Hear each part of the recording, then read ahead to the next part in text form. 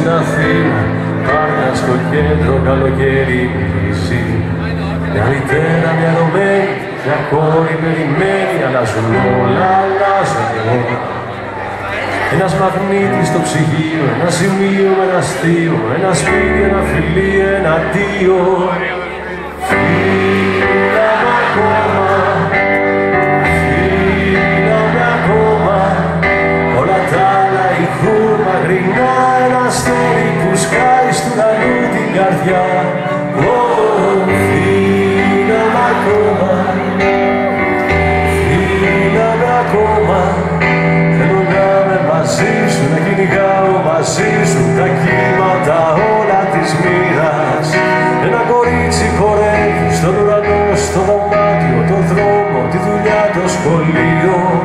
Μια ψυχή κι άλλη μία και μια συνομιλία, μόνο μάτια και λέξη καμία.